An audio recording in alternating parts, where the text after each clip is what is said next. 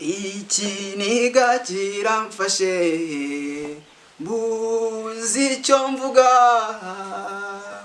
mwajyanye nimba n'agahinda muratabaza muburu batabara mu gihugu hose hacura imiborogo umuntu abura agaciro maze umuhoro ubura mubonye mu gihugu iwacu amahoro yaraganje mu Rwanda rwa Gasabo abanyamahanga ati yemwe ni muri bamwe batimukiyaza imipanga mwikiza umwanzi mu gihugu hose mwene Gatutsi ngo yicwe. Banyarwandakazi nimuze dufatanye twiyubake twubakurwa tubyaye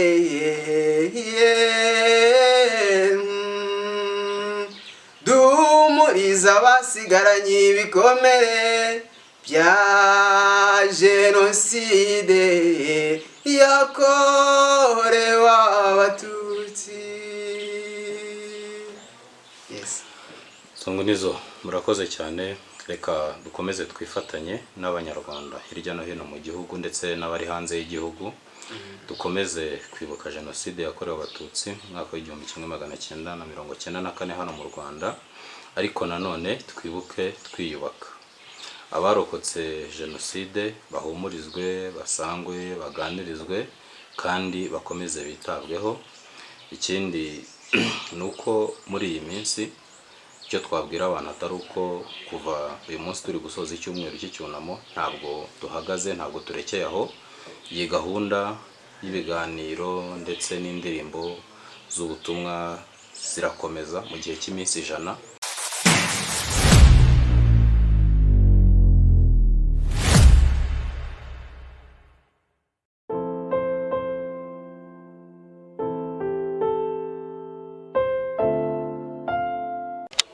Turabasuhuje kandi tubifurije ikaze abakunzi ba Amaboko y'Impaya. Uyu munsi turi ku cyumweru tariki 13 z'ukwezi kwa 4 mwaka wa 2025. Ni umunsi dusozaho icyumweru cy'icyunamo aho twibuka jenoside yakorewe abatutsi mu mwaka w'1994 mu Rwanda. Uyu munsi twakiriye umuvandimwe w'umuhanzi Nzungunizo. Muraho neza? Muraho neza. Yego, amakuru yego. Dukomeze twibuke twiyubaka tunakomeza guha icyubahiro abacyambuye, abatutsi bacyambuye mu mwaka w'1994 ubwo habaga jenoside yakorerwaga abatutsi, ubwo u Rwanda rwari mu icuraburindi, ubwo mu Rwanda habaye aho umunyarwanda yageze akibaza ati mana kuki ari nge, kuki ari twe biri kubaho. Ariko uyu munsi nanone tugiye umwanya wo gushima inkotanyi zaje zigahagarika jenoside yakorewe abatutsi kandi zigasubiza ubuzima abanyarwanda. Turakwakiriye kuri mikoro z'Amaboko y'Impaya. Murakoze cyane uko watangiye bivuga rero amazina yitwa Nzungunizo. Yego. Ndi umuhanzi indirimbo zisanzwe muri ibi turimo nagerageje kwifatanya n'abatutsi bazize jenoside muri indirimbo ebyiri. Harimo indirimbo ivuga kuri umurenge wa Gashora, harimo n'indi ivuga ku Rwanda rwose. Yego. Dutangira ikiganiro rero wadufasha niba bitakugoye ukaturirimbira kuri izo ndirimbo ebyiri cyangwa se imwe muri zo kugira ngo dukomeze tuganire. Ikiniga kiramfashe mbuzi icyo mvuga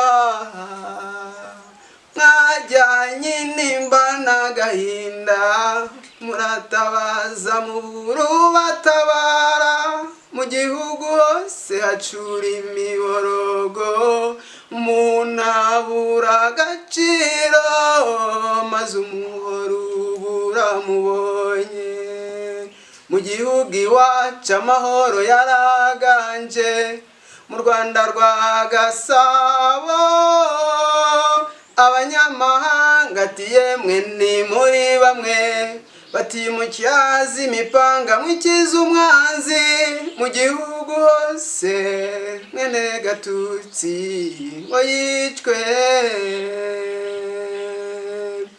Banyarwanda banyarwandakazi nimuze dufatanye twiyubake twubake urwa tubyaye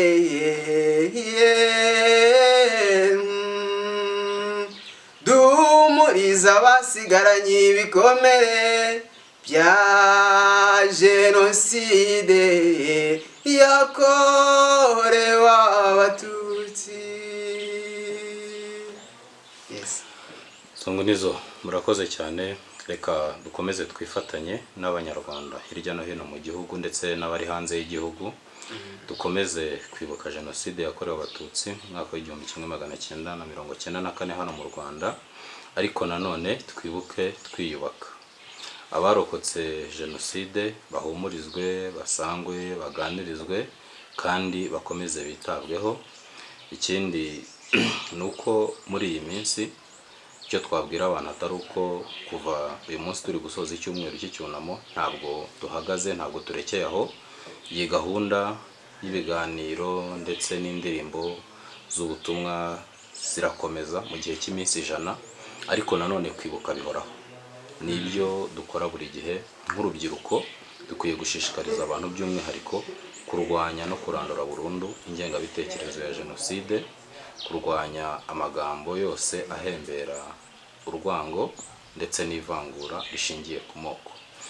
Nk'umuhanzi twatumiye uyu munsi, twagira ngo utubwire igitekerezo, ngewe nkuzi ukora indirimbo zisanzwe, igitekerezo cyo kuba wakora indirimbo zo kwifatanya n'abanyarwanda by'umwihariko abaturage bo mu karere ka Gashora cyaje gute?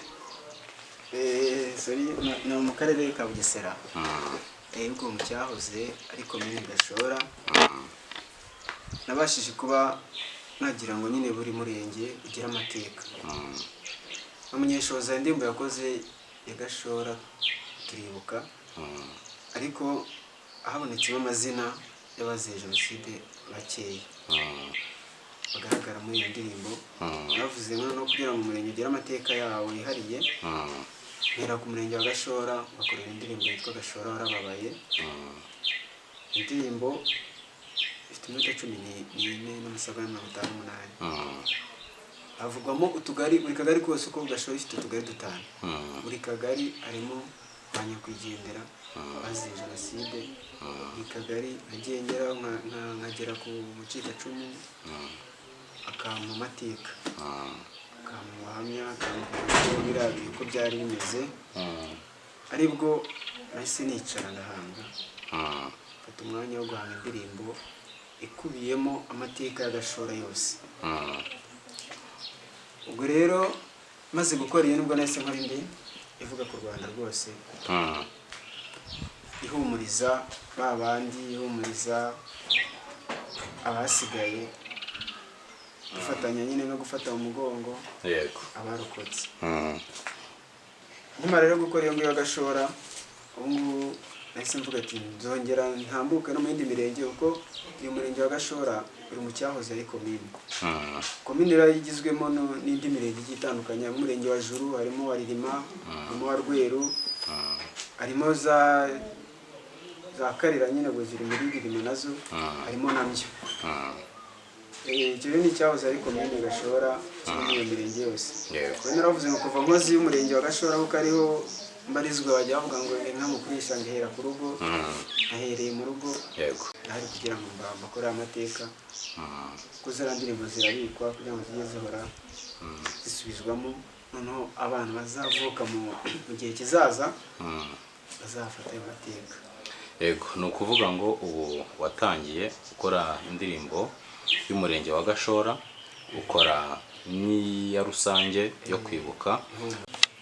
Yego, ni ukuvuga ngo wahereye ku ndirimbo y'umurenge wa Gashora, ariko n'indi mirenge yose ukeneye ko uyifasha nawe ubigizemo ubushake, uzagenda ubegera ubaganirize urebe ko imirenge yose, urumva niba koko turi gufasha, niba dushaka ko amateka yacu atazazima cyangwa se ngo asibangane, ni byiza ko izo ndirimbo tuzikora zirimo amateka, zirimo amazina, zirimo imiryango, kugira ngo n'umwana uzavuka azamenye niki cyabaye muri Gashora, jenoside muri Gashora yakoranywe ubukana bungana gute, kugira ngo twese dukomeze kubakira ku mateka kandi dusigasira ejo hazaza. Ni ukuvuga ngo ubwo hari umurenge ushaka kukwaprocinga kugira ngo nabo bafashe, baguhamagara ukabafasha, kuko urumva birakorohera nk'umuhanzi iyo bakwegereye. Hari abo nawe ugerageza kwegera, ariko nanone iyo bakwegereye biragufasha nk'umuhanzi kugira ngo ubashe kumenya ubutumwa uri buze gutambutsa mu ndirimbo. Yego, hanyuma nk'urubyiruko, uri umuhanzi ariko nanone urubyiruko, ni ubuhe butumwa waha urubyiruko muri ibihe turi mu byo kwibuka jenoside yakorewe abatutsi 1994? Urakoze. Urubyiruko rero akenshi urabizi urubyiruko hari byinshi tutitaho, kugira ngo tujye mu biganiro usanga ari ubudahari kudusunika. Usanga abantu bashaka kujya kumva ibiganiro bumva amateka yaranze u Rwanda. Ariko enda nk'uko ubushize ndumva mu kiganiro cyabaye ejo bundi kuri 11 tujya kwibwara Gashora, niyo yabigarutseho mu Akarere ka Bugesera, Richard Mutabazi bigarutseho avuga ati nk'urubyiruko mbere na mbere turwanye abazana ingengabitekerezo. Abenshi banyuze ku mbuga nkoranyambaga, usanga bari kwandika bapfobya, usanga barandika bavuga ati mu Rwanda nta jenoside yabaye, usanga baravuga ati perezida nyakubahwa perezida Paul Kagame batuyoboye nabi, usanga barabyandika binyuze ku mbuga nkoranyambaga. Twebwe rero nk'urubyiruko, urubyiruko nirwo rukoresha imbuga nkoranyambaga cyane. Yego. Rero kubasubiza ko bamva bapfobye, twe tukababwiza ukuri, kuko u Rwanda rutuyoboye turakuzi. Yego. Umutekano wose ngira ngo mu ndirimbo yo kwamamaza perezida nabigarutseho, umutekano hose dusagura n'amahanga. Yego. Kandi umuturage ari ku isonga, ibyo bibona. Ubwo rero nk'urubyiruko ndumva turi imbaraga zubaka kandi zubaka vuba. Twebwe rero ikintu dusabwa gukora ni uko tugomba guhakana abo bantu bapfobya jenoside, tukabereka ko jenoside yarabaye kandi yakorewe abatutsi mu mwaka w'1994 mu Rwanda. N'abavuga imvugo zihembera urwango cyangwa se z'amacakubiri tukabamaganira kure. Tukabamaganira kure, kuko urubyiruko akenshi kuko ntabwo twitabira ibiganiro, ariko tubaye twitabira ibiganiro nabo bose bazana ingengabitekerezo tukaza tubarwanya. Yego, reka tujye dusobanurira n'abantu kuba umuntu yakwandika ukabona post ariko ugasanga yagoretse imvugo. Hari abadahakana jenoside ahubwo bakavuga ngo n'abahutu barapfuye, ngo hari abishwe, cyangwa se bakavuga ngo habaye jenoside bakarekeraho. Tujye dusobanura neza muri comment, twandike tubasubize tubabwire ko habaye jenoside yakorewe abatutsi mu mwaka w'1994 mu Rwanda. Babimenye, babisobanukirwe neza ko jenoside yakorewe abatutsi. Nta jenoside ebyiri zabaye mu Rwanda. Ntabwo abahutu bapfuye ngo n'abatutsi bapfe. Ni jenoside yakorewe abatutsi mu Rwanda mu mwaka w'1994, niyo nyito yayo. Buriya natangiye 5/9. Byatangiye 5/9, aho bamwe bameneshejwe, abandi bagahunga igihugu, bagatangira kwicwa, abandi bagatwikirwa. Ibyo byose ayo mateka tugomba kujya tuyasobanura, ariko nayo tudasobanukiwe tukabaza kugira ngo dusobanukirwe neza. Umuntu nta gisebo kirimo kuba wakwegera umuyobozi ukamubwira uti ngewe hari ibyo ntasobanukiwe kuri jenoside yakorewe abatutsi. Umuyobozi yabo w'akagari yabo w'umurenge akakwicaza mu biro akagusobanurira neza. Tuba dufite abantu benshi twabaza ayo mateka, ukegera uwarokotse, ukegera abagizweho ingaruka na jenoside bakagusobanurira neza ubukana bwayo. N'abaperezida bayibuka n'abahagarariye ibuka yaba ku rwego rw'imirenge ndetse n'uturere, abo bose ni abadufasha mu gutanga ibiganiro ndetse n'amasomo urubyiruko rukwiye kwigiraho.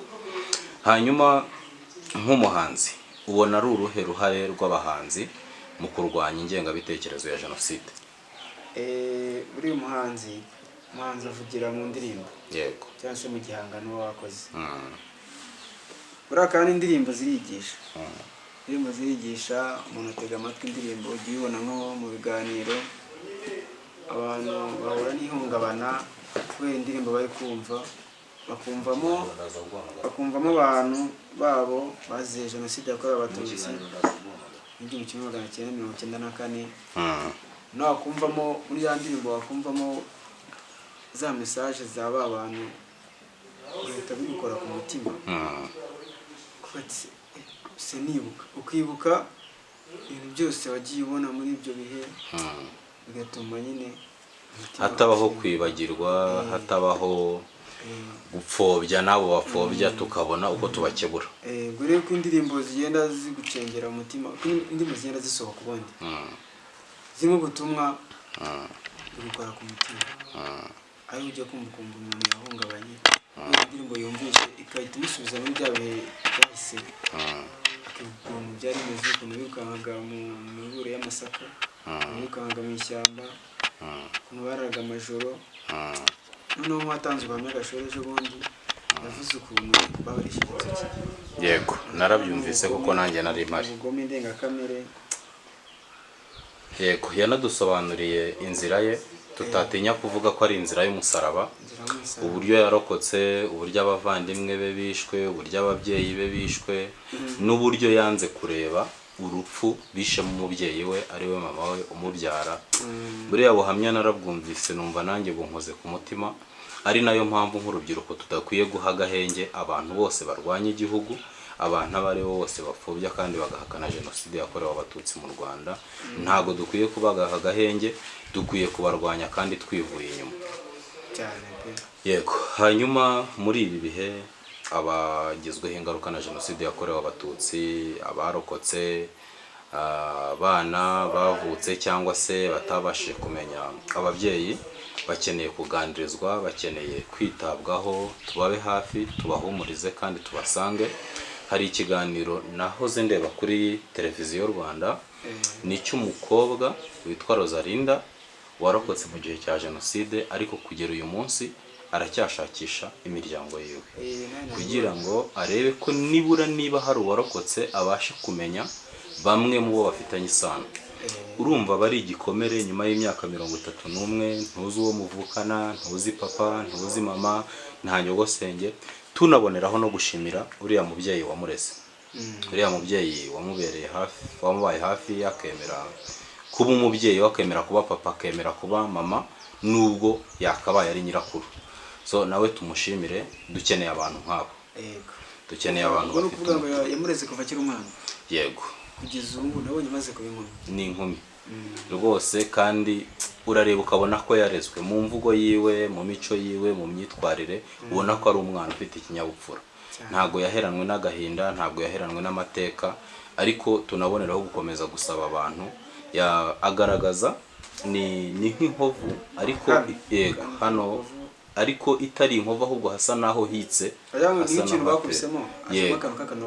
nk'akantu k'akanogo ariko bigaragara ko atari inkovu ahubwo ubanza ariko akunda uruhinja ruba rukiri ruto rwakwikubita nk'ahantu cyangwa se umutwe w'umwana uba woroshye nk'umuntu yakandaho cyangwa iki ugasanga hajemo ako kantu kameze nk'akanogo so ababasha kubona mwe mu miryango yiwe yaba bari hanze za Belgique numvise cyane cyane yibanda mu Butaliyane ushobora kuba ariho wenda yaba yaramenya amakuru ko haba hari umwe mu banyamuryango be hagize rwose wabona umwe mu banyamuryango biwe yamurangira yatanze nimero ya telefone hagize wenda n'uwo bigora akaba afite abo bantu yahamagara kuri Maboko Empire bareba nimero zacu muri description y'ikiganiro tuba twazishyizemo so muri iyi minsi rero turi kwibuka ku nshuro ya 31 jenoside yakorewe abatutsi n'ubuhe butumwa waha urubyiruko cyangwa se abantu muri rusange nk'umuhanzi murakoze muri ibi rero turimo cyo kwibuka jenoside yakorewe abatutsi ngira ngo turasaba kwitwararika amagambo tuvuga kandi cyane amagambo tuvuga arimo gupfobya ariko ukabivuga utazi ngo gupfobya ndatanga urugero nko kwinyagiso nyangwa yibonye yego nabibona yakoze ibintu byaje nko kwishimisha kandi kwishimisha muri ibi ntago byemewe nta nubwo ari byo bari ugupfobya cyane cyane no kwikina ku mubyimba ku barokotse yego urubyiruko rero twitondera amagambo tuvuga kandi aho tuzi hari abarokotse tubahumurize kandi tubasange tubaganirize nubwo wasanga nk'umuntu w'umukecuru arokotse ufite kumwegera ukamubaza ngo ese ni iki udafite ufasha ukeneye iki ukamufasha muri ibyo umufasha mba ari utuzi ukatumwegereza mba ari udukwi nimba ari n'ikiganiro ukamuhumuriza nawe akaguha n'amateka nimba hari ibyo utazi ugasobanukirwa kurushaho. Yego, ni naho tuzabasha guca za mvugo zihembera urwango cyangwa se zipfobya cyangwa se zinahakana jenoside yakorewe abatutsi. So ni byiza ko nk'urubyiruko dusenyera umugozi umwe, ni ngombwa ko nk'abanyarwanda twese dusenyera umugozi umwe wandi umunyarwanda. Yego, hanyuma dusoza, ni ubuhe butumwa wagenera abantu muri rusange by'umwihariko abahakana bakanapfobya jenoside yakorewe abatutsi? Ikintu numva nagenera umuntu uhakana ko jenoside yabaye ubu ngubu ari mu buyobe. Yego, na mbere akenshi biri gukorwa n'abantu bari mu mahanga, abantu bari muri Congo, bari mu Bubiligi, abantu bari mu Bufaransa, baturongeye bataye igihugu kubera abantu basize bakoze. yego, Bakumva rero ko abanyarwanda turi mu gihugu tubayeho nabi, ariko nk'uko ni ukugira ngo nyine ni kuvugira ku bintu bidafite ikimenyetso. Ariko nyine kari kugerageza kuba yavuga u Rwanda nabi kuko azi icyo yasize ahakoze. Oya, twe tubayeho neza kandi turabigaragaza. Nta kibazo na kimwe dufite. Turi mu Rwanda rufite umutekano, turi mu Rwanda rufite iterambere, turi mu Rwanda rufite imihanda, turi mu Rwanda rwita ku banyarwanda bari imbere mu gihugu ndetse n'abari hanze. Iyo ndebye kugira ngo ngaruke kuri abo bantu, iyo ndebye muri biriya bihe mu Rwanda se abantu baraga kuri matera ni bangahe? Ni bake cyane. Abenshi biraga ku misambi, n'inzu zose zari nyakatsi. Ariko ngubu ahantu hose watemberera n'umwana mutoya usanga yarara kuri matera. Yego, kandi yadubura igeze neza. Ubu rero u Rwanda rwateye imbere, tubayeho neza, dufite umutekano, dufite amahoro. Ikintu rero ubwo njye nabwira abantu bapfobya bari hanze, twabaha ikaze mu Rwanda. yego, Bavuga ati mutahe baze bahinduke, uwakoze icyaha agihanirwe, ariko nanone utarakoze icyaha agaruke afatanye n'abandi banyarwanda kubaka igihugu. n'uwagikoze aze. U Rwanda ni umubyeyi, barakugorora bakakuganiriza ugahinduka bakomeza ubuzima. Yego, hari abantu benshi basize bakoze jenoside baratahuka, abandi barirega basaba imbabazi, abandi bakatirwa n'inkiko gacaca, ariko tubona abantu benshi bafungurwa, bamwe basoje ibihano byabo, abandi bafunguwe ku mbabazi. So icyo twasaba abanyarwanda hirya no hino ni uko batagoreka amateka ya jenoside yakorewe abatutsi, bakayavuga uko ari, bakirinda imvugo zipfobya n'izihembera urwango cyangwa se iziganisha kuri jenoside yakorewe abatutsi. Bagafatanya n'abandi banyarwanda kubaka igihugu, gahunda ya Ndi Umunyarwanda tukayiteza imbere kandi tukayikomeza, ariko nanone abagizweho ingaruka na jenoside yakorewe abatutsi tukabasanga, tukabahumuriza ndetse tukabafasha ibyo badashoboye kwifasha none ahangaha, n'abafite ibyo bigejejeho tugakomeza tukazamurana twese mu rugamba rw'iterambere. Kandi ikindi buriya twese intero n'imwe, jenoside ntabwo izasubira ukundi. Yego, twese tube ariyo ntero. Nahoze ndeba ikiganiro Scovia Mutesi yakoze avuga ati abapfobya n'abahakana jenoside cyane cyane baba bari ku mbuga nkoranyambaga, natwe tujye ibihe, bandike mu gitondo basange hari abahari, bandike ku manywa basange barahari, na nijoro ni ugukora amashifu. Tukavuga tuti niba ari urugamba rwo kurwanya umwanzi w'u Rwanda aho yava hose, niba ari urugamba rwo kurwanya ingengabitekerezo ya jenoside, hari abakora urwo rugamba barwanisha imbunda, n'abasirikare, n'abapolisi n'izindi nzego z'umutekano na RIB, aribo bashinzwe gukumira no kugenza ibyo byaha ndetse no kubiha umurongo no guhana ababikoze. Ariko natwe abagoreka amateka ku mbuga nkoranyambaga dutanga umusanzu wacu. Yego, turwane nabo, ibyo yanditse nawe wabyandika, niba yagoretse amateka ukamwandikira uko ibintu bigomba kuba byandikwa, ndetse ukanamubwira uti nuko bimeze. Mu Rwanda habaye jenoside yakorewe abatutsi mwaka wa 1994, ntabwo ibyo ngibyo wanditse ari byo. Niba yanditse apfobya ukandika uko byakabaye byandika, ukamubwira uti nuko bimeze, ukamuvuguruza. So ntabwo tugomba kubatinya. Telefone bakoresha bandika na internet, natwe u Rwanda rwaduhaye 4G na 5G irahari, nuko bigomba kugenda. Tugomba guhangana n'abapfobya kandi bagahakana jenoside yakorewe abatutsi. nizo ikiganiro rero reka tutakigira kirekire, icyo twakomeza kubwira abantu nuko dukomeza kwibuka kandi twiyubaka, hanyuma dusoza wahereza abantu YouTube channel yawe bakagenda bakagukurikira bakareba ibihangano byawe, ariko by'umwihariko muri ibi bihe turimo bakareba indirimbo wakoze so kwibuka. YouTube channel yanjye ni Nzungu Nizo, ugiyeho searching Nzungu Nizo tuzibona nazo ziri imbere, ko nazo mperuka gushyiraho indirimbo ebyiri, iya mbere yitwa Gashora Warababaye, indi yitwa Twubaka Urwatubyaye. Yego, muri description y'iki kiganiro turaza gushyiramo link ya YouTube channel yawe ku buryo byorohera abantu kureba indirimbo zawe. Hanyuma hari nk'umurenge yaba ari uwo muri Bugesera cyangwa se wo mu bindi bice by'igihugu bifuza ko ushobora kubafasha ukabakorera indirimbo igamije gusigasira amateka yaranze jenoside yakorewe abatutsi muri uwo murenge cyangwa se muri icyo gice, bakubona gute? Mfite email kandi mfite numero ya telefone. Email yanjye Munyakanza Jean Bosco.